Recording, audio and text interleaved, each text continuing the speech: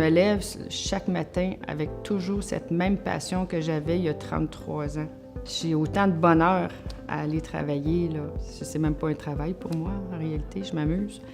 Il faut vraiment qu'on s'amuse au travail. Et ça, pour moi, c'est important. On a des délais courts, on a des projets complexes. Il faut, à un moment donné, s'arrêter. Et il faut provoquer les fous rires.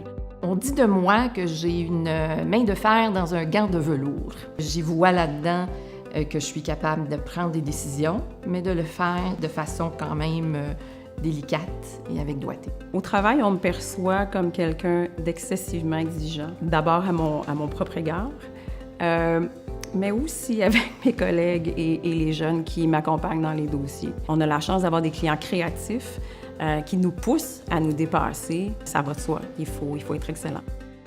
À l'époque, un leader, c'était quelqu'un qui prenait beaucoup de place. Toi, Guylaine, tu es un leader silencieux parce que tu influences les gens, parce que tu fais sortir le meilleur de chacun. Je crois profondément que c'est les gens autour de nous qui nous donnent ce privilège d'être leader. Il y a toutes sortes de façons d'être un leader.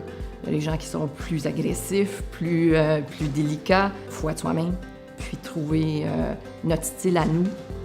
Je m'implique beaucoup au niveau de la formation de mes jeunes collègues et j'espère avoir la chance de faire un peu la différence pour eux.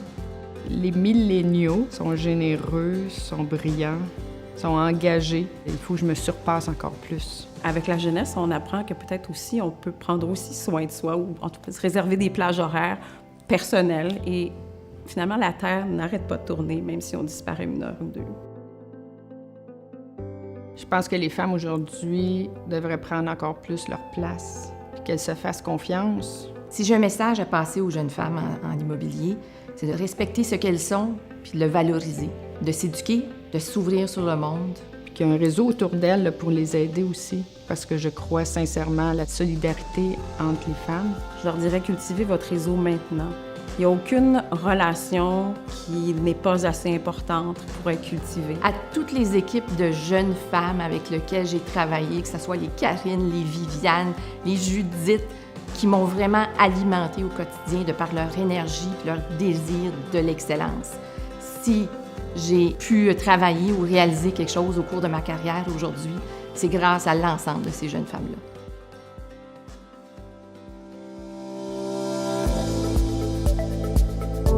C'est sûr que je dirais que c'est l'avion, parce que pour moi, l'avion, c'est le voyage. Puis pour moi, le voyage, c'est l'ouverture vers l'inconnu, c'est l'ouverture vers l'autre.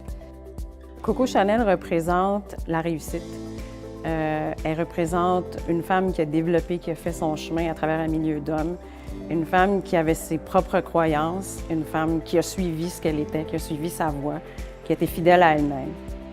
J'ai choisi le métronome pour refléter mon très grand amour de la musique, que ça soit du Johnny Cash, que ça soit l'OSM avec Maestro Nagano, que ça soit du Tragically Hip.